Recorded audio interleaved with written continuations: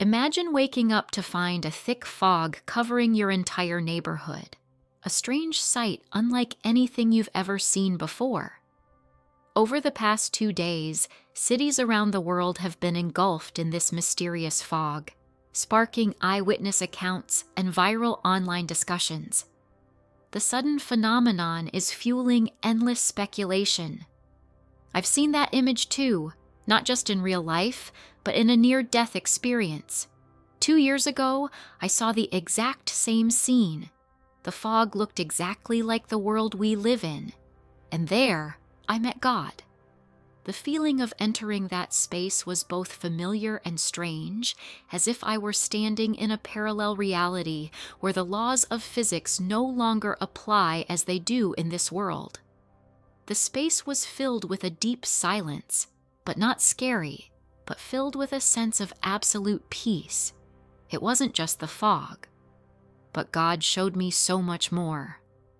When I saw this scene in real life, I couldn't help but be amazed. It was real. And I don't think I can hold on to what God showed me in my near-death experience any longer. If you believe in God and near-death experiences, subscribe to Heaven's Whisper today.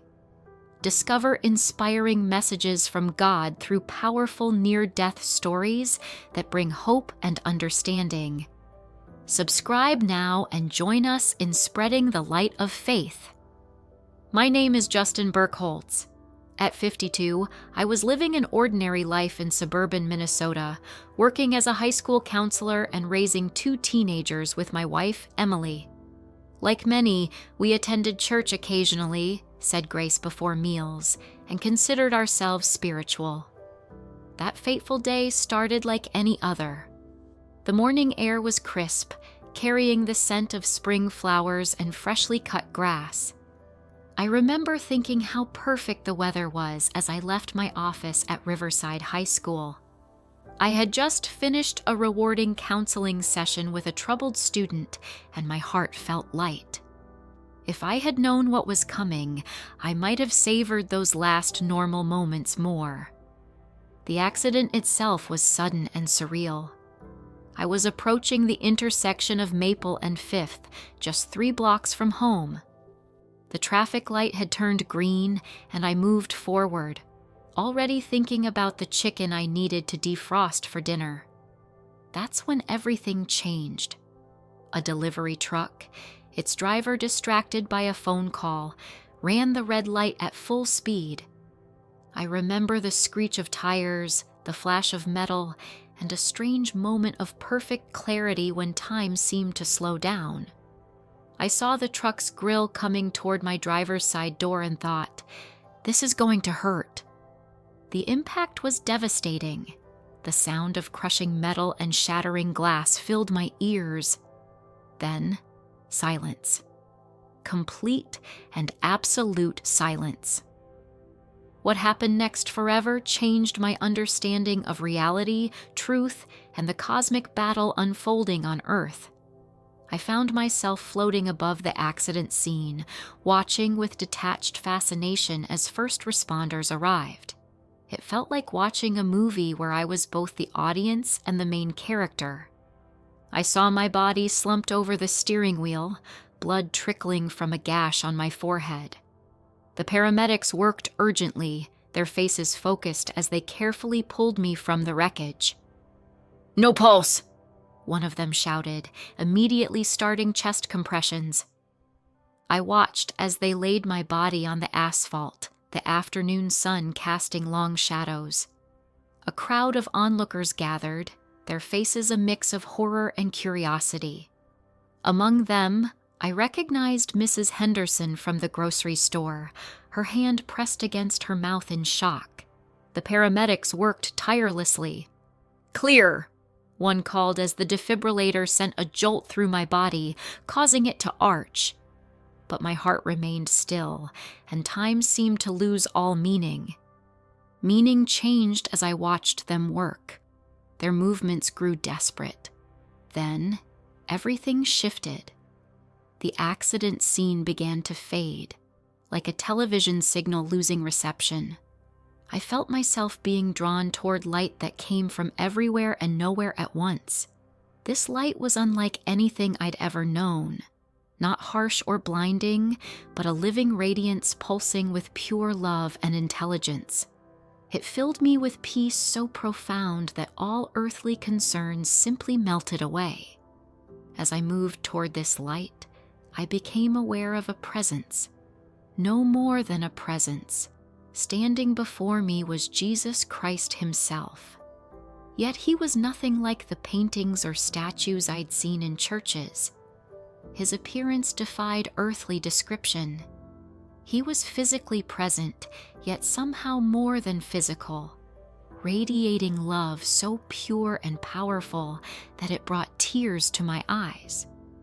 His gaze held eternity, and when he looked at me, I felt completely known, understood, and loved beyond measure.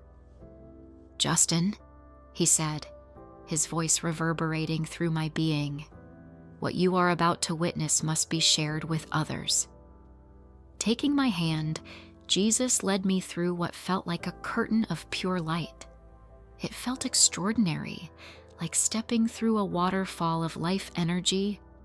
Warmth flowed through every part of me, and I felt more alive than ever in my physical body.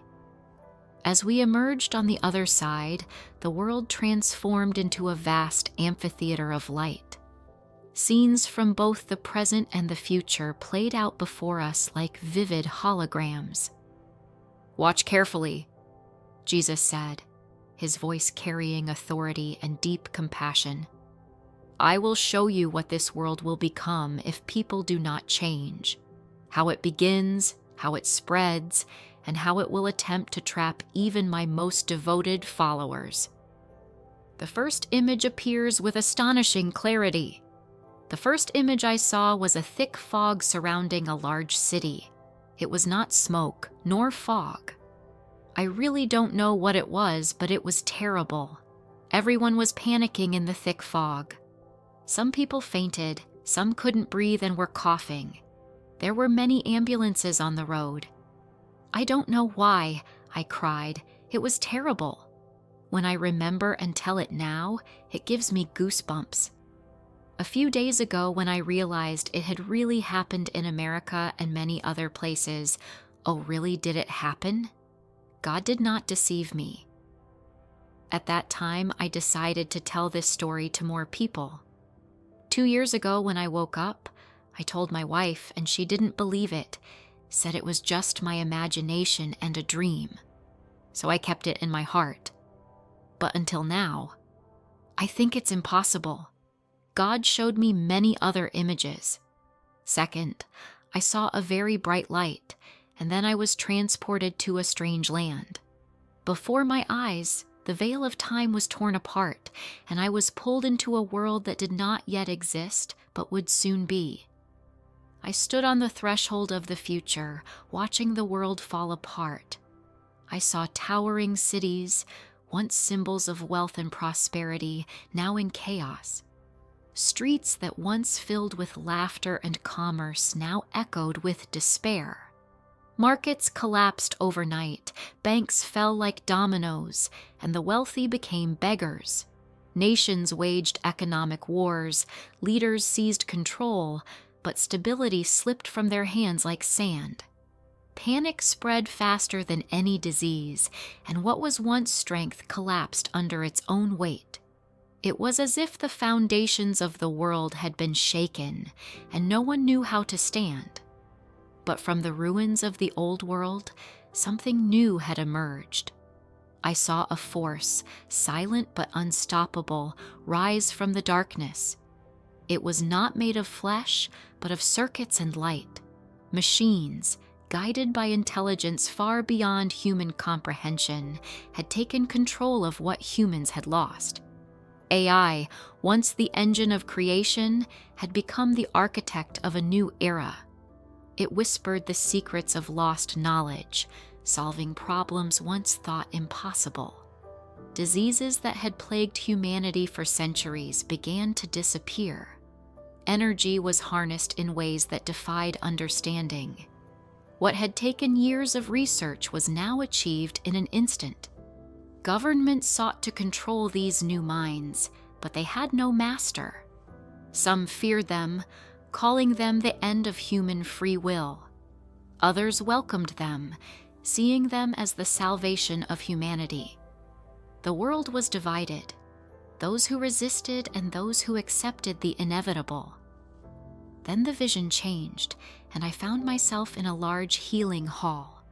The smell of antiseptic filled the air, the hum of machines all around me. In the middle of the room was a woman, frail and fragile, her body racked by disease. Her eyes held no hope, only acceptance of her fate. Doctors stood beside her, their faces heavy with sadness, for they had seen too many like her and knew there was nothing they could do. But then a strange light filled the room, not from machines, not from human hands, but from something greater. The air itself seemed to hum with power, and in an instant the disease that had clung to her like a shadow was gone. The doctors gasped, their instruments confirming the impossible. The cancer was gone, not slowing down, not being treated, gone as if it had never existed. A cure had been found, a miracle, not merely by human hands, but a combination of knowledge and something divine. The diseases of the past will be no more, the voice proclaimed, for the key to life has been returned to humanity. I turned once more toward the light, my soul trembling at all that had been shown me. The world had suffered, but it had endured. It had fallen, but it had risen again. The miracle had come, but at a price. And then the voice spoke one last time. This is but one path, one thread among many. Humanity stands on the edge of the abyss, and the choices it makes will determine whether these visions come true. The storm is near, but behind it lies the dawn. Do not fear, but be wise. For in the hands of man lies the power to build or destroy, to heal or harm. What happens next will be of his own making. Before my eyes time passed, and history unfolded. I saw two figures, their shadows stretching across centuries. The first stood tall in military glory, a conqueror whose ambition burned Europe like an unquenchable fire. Napoleon. His name was whispered across battlefields, his empire ebb and flow like the tides. He was once a man, but something greater lurked beneath his fate, a force beyond mortal will, a hunger for power that was not his own. Then the second figure appeared, his presence darker, heavier. I saw his army marching, his voice echoing in the minds of the dead. The world burned under his rule, and the screams of millions cried out in vain. Hitler, the second Antichrist, a harbinger of death, his war clawing across nations, devouring everything in its path. His fall was inevitable, but his mark on history could not be erased. But then the perspective shifted and the voice spoke again. The third one has risen. I saw the world as it was, broken, desperate, teetering on the brink of chaos. And in the midst of this chaos, a figure stood, clothed in power, but shrouded in deception. His face was indistinct, shifting between forms, each one known to the world. Sometimes he took the form of a ruler, a man once considered the champion of his people. Then he changed, his form taking on another form, an older leader, his hands clutching the strings of power with a weak but unrelenting grip. Once more the vision shifted, revealing another face, the face of nobility, a king whose fate had been written in blood. "He is among you," the voice whispered, "and his time has come." Who was he? I did not know. Perhaps he was the voice of false promises, the leader who divided with words like poison. Perhaps he was the ruler of an empire, hidden behind a throne, shaping the world from the shadows. Or perhaps he walked as a king, wearing a crown on his head, his influence far beyond his own kingdom. 3 have walked this path, the voice continued, each with greater power, each with darker purposes. The first conquered, the second destroyed, and the third, he will deceive. The world would not recognize him at first. He will not come as a tyrant, nor as a warrior. He will come as a savior. His words will calm the fears of the hopeless. His promises will bring hope to the lost. Nations will kneel before him, not by force, but by choice.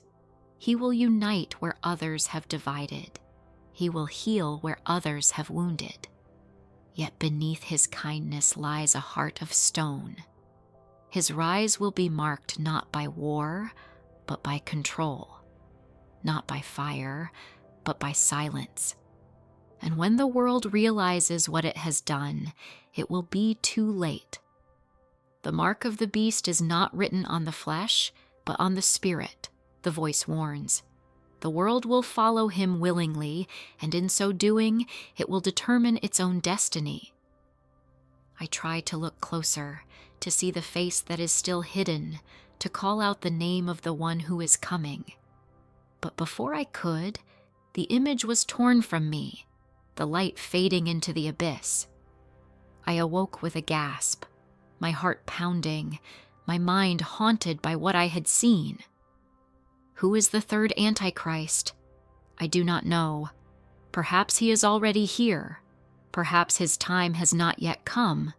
But the path has been laid out, and the world is moving blindly toward him.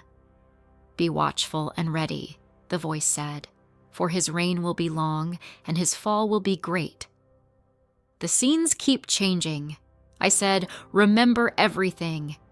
It won't have a definite time, but if humanity doesn't make the right decisions, it will definitely happen, maybe in 2024, 2025, or 2026. I saw the world as it is now, yet I knew this was not the present. It was the future, mere moments away from unfolding. The earth was restless, trembling beneath the weight of nations poised on the brink. The seas boiled with warships, steel titans lurking in the depths, waiting for the command to strike. In the skies, shadows moved, machines of death, unseen but ever watching.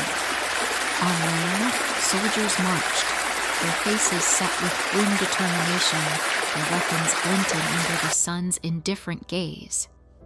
Then, the first strike, a single act. One spark in the dry fields of history, and the world was set ablaze.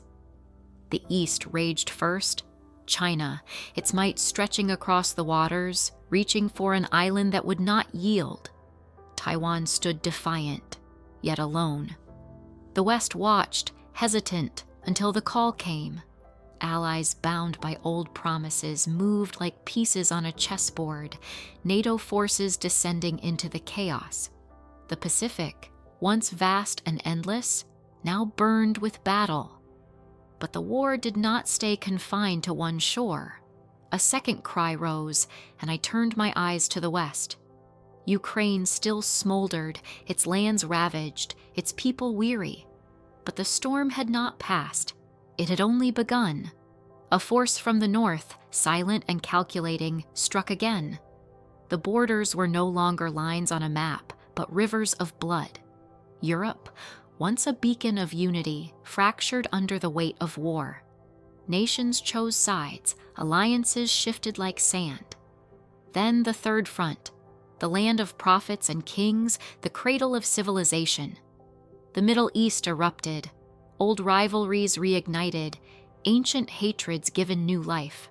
Fire rained from the heavens, cities turned to dust. The Holy Land was no longer sacred. It was a battlefield. The great powers watched, some moving to control, others seeking to destroy. 3 flames, 3 great wars, the voice whispered, and when they merge, the world shall tremble. I saw maps fade, borders erased, sovereignty discarded like an old cloak. The war was no longer of nations but of empires. The East stood against the West, the North against the South, and all against themselves. Nuclear fire threatened from its slumber, held back only by the fragile hands of those who feared what they had built. And yet, restraint was but an illusion. 79 years shall pass since the last great war, the voice continued, and the world shall know war once more. I gasped, my mind racing, my soul trembling. 79 years, the prophecy was clear. The Second War had ended in 1945, and now time had run its course. The war of men shall not end in victory, but in sorrow, for they shall fight until nothing remains. I tried to turn away, to shut my eyes, but the vision held me firm. I saw the aftermath, the cities in ruin, the lands barren, the oceans poisoned. The sky, once blue, now hung heavy with the smoke of a world undone. The cries of the living echoed, yet no one remained to answer. And then, the voice spoke once more, its final words a warning, a plea. But war is not fate, only the path chosen by blind men. Tell them, warn them. While there is time, let them turn back. Let them remember what came before, lest they suffer what comes next. Then I found myself in the great halls of the Vatican. The air was thick with whispers, the weight of centuries pressing against its sacred walls. I saw the Holy Father, Pope Francis, frail but strong, his hands clasped in silent prayer. His body was weak, his breathing shallow, the burden of his office heavier than ever. Around him, the cardinals gathered, their faces sunk in silent grief. The world watched, waiting for the inevitable. Then the moment came. A great mourning spread across the land. The bells of Rome rang, their mournful song echoed through the streets, across countries, across oceans. The shepherd had fallen, and his flock stood lost. I saw the faithful kneeling in the streets, candles flickering like stars in the darkening sky. Leaders spoke of his legacy, his goodness, his fight for justice. Yet even as the world wept, the halls of power stirred. "A new one will arise," the voice said. The vision shifted, and I saw a young man dressed in white, his face shadowed, his hands anointed with the weight of a crown, made not of gold but of sacrifice. People rejoiced. He was young, full of promise, a new light for the church in an age of doubt. His voice was strong, his presence commanding. At first, the faithful embraced him, believing he would lead them into a new era of hope. But as I watched, a change came. The halls of the Vatican, once filled with reverence, became restless. Whispers turned to murmurs, murmurs to dissent. The pillars of the church trembled, not from persecution, but from within. "He will weaken the chair on which he sits." The voice echoed through the vision, and I saw the church divided. Some clung to old traditions, while others demanded deeper change than mere reform. The new pope, though wise in his dealings with men, struggled against forces he could not control. The church's authority, which had been unshakable, wavered under his hand. The shepherd no longer led. The flock scattered in different directions. The world, which had once feared the power of the church, now saw the church divided, its influence waning. Governments no longer sought her counsel. Believers began to question her teachings, and the enemies of Christ grew bolder. I saw empty cathedrals, their echoes drowned out in silence. The light of the Vatican, a beacon through the ages, flickered as if it might disappear altogether. "A strong man does not always bring power," the voice whispered, "and a leader with vision can blind his followers. I turned, desperate to see what was on the other side. Would the church survive? Would it rise again? But the vision began to fade, and the voice spoke one last time. The rock will not break, but it will be tested. Those who stand firm will survive, but woe to those who forget the foundation on which they stand. As his final words echoed in my soul, Jesus gave me one last sign of reassurance. He showed me that even in the darkest times, his spirit would remain with those who truly sought him. No matter how great the deception, no matter how strong the forces of evil seemed, his light would never be extinguished. Those who stayed faithful to him would stand firm, carrying his truth to others, even in the face of unimaginable trials. Jesus showed me clear signs to watch for in the days ahead: the rapid advancement of neural interface technology, the push for a unified global digital currency, the development of AI systems capable of predicting and influencing human behavior, and the rise of enhanced spiritual experiences through technology. These advancements, he explained, are not inherently evil. They are tools, but they will be used to create a system of control that seems helpful and beneficial while secretly binding people's very souls to the deceiver. I wanted to ask more questions, but the atmosphere around me began to shift. The light changed, becoming softer and dimmer, and I understood my time in his presence was coming to an end. Jesus placed his hands firmly on my shoulders, looking into my eyes with a love so profound it was almost overwhelming. His final words pierced my soul and burned into my memory. Tell them I love them with an everlasting love. Tell them no technology, no system, no deception can separate them from me if they hold fast to the truth. The time is short, and the deception will be strong, but I will never leave nor forsake those who are truly mine. As he spoke, I felt a sudden pull, as though a tether was drawing me back. The magnificent light that surrounded us began to fade, and I heard distant voices calling my name. The transition back to my body was abrupt, like being plunged into ice-cold water. I gasped, my chest heaving as my eyes flew open. I found myself lying in a hospital room, surrounded by medical equipment and stunned faces of doctors and nurses. I had been clinically dead for 4 minutes and 17 seconds. The medical staff called my recovery a miracle, marveling that I had survived without brain damage despite being without oxygen for so long. But I knew it was far more than a medical anomaly. It was a divine appointment, a mission entrusted to me by Jesus himself.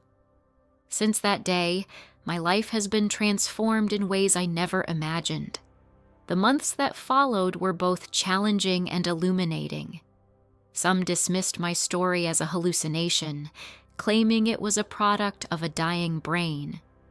Others listened intently, their eyes reflecting a mixture of fear, awe, and recognition. For those who truly listened, I could see the truth resonating with them. I could see that God was working in their hearts. Each day, I see the world changing in ways that align with the visions Jesus shared with me. Technology is advancing at an unprecedented pace. The push for global unity is growing stronger, often framed as the solution to humanity's greatest problems. Yet this unity comes at the cost of truth, morality, and freedom. Digital IDs, cashless payments, neural interfaces, and AI systems capable of influencing thoughts and actions are no longer concepts of the future. They are rapidly becoming reality. These developments are celebrated as innovations that will improve life, but I see them for what they are: tools laying the foundation for the deception Jesus warned about. In the face of this, I also see hope. I find it in the small groups of believers who gather to pray, study the Word, and encourage one another. I see it in the quiet moments when I share my story and watch the understanding dawn in someone's eyes.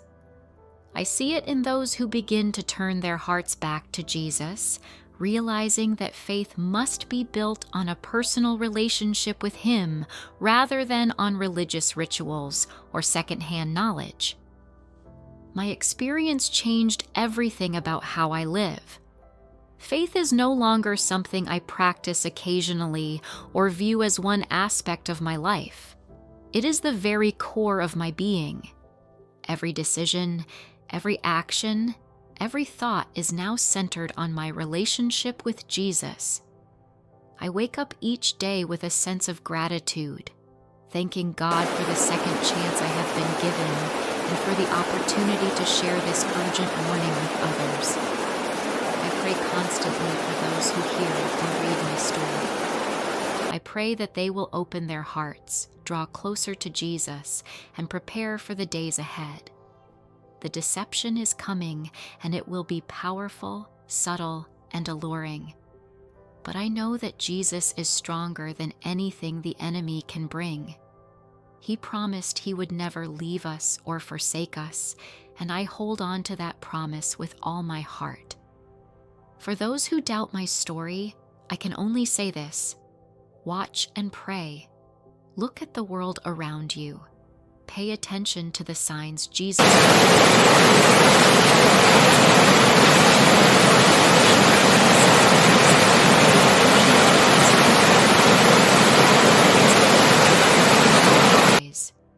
The deception is coming, but so is Jesus.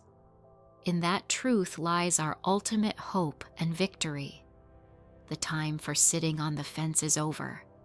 Each of us must make a choice. Will we build our lives on the unchanging truth of Jesus Christ, or will we be swept away by the coming deception? This is not just a question of earthly consequences. It is a decision that will determine our eternal destiny. My prayer is that you choose Jesus, that you cling to His truth, and that you prepare your heart for what lies ahead. The battle will be fierce, but the victory has already been won through Him. All we must do is stay faithful, for in Him we find our strength, our hope, and our ultimate salvation. As the days grow darker, we are not called to cower in fear, but to rise in faith, anchored in the unchanging promises of Jesus Christ. His word is a lamp unto our feet and a light unto our path, guiding us through the uncertainties of this world.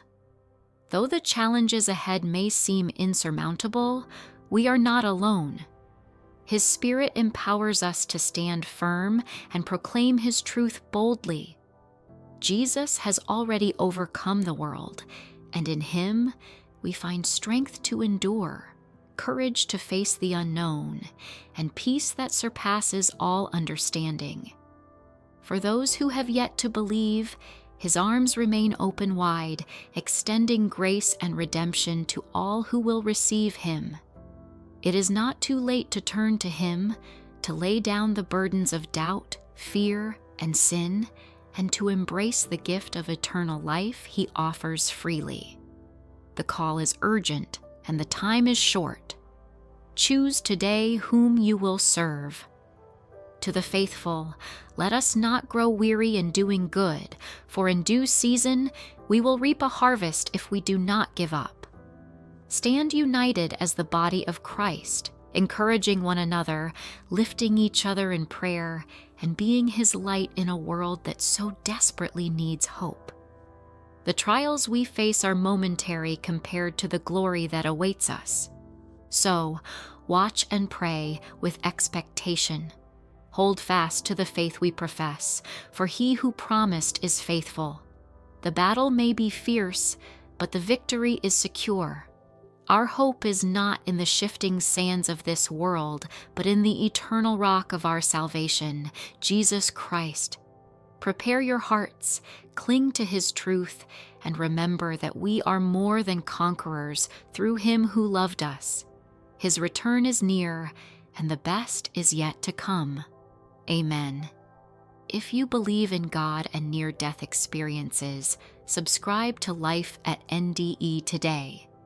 Discover inspiring messages from God through powerful near-death stories that bring hope and understanding. Hit subscribe now and join us in spreading the light of faith. If you believe in God and near-death experiences, subscribe to Heaven's Whisper today. Discover inspiring messages from God through powerful near-death stories that bring hope and understanding. Subscribe now and join us in spreading the light of faith.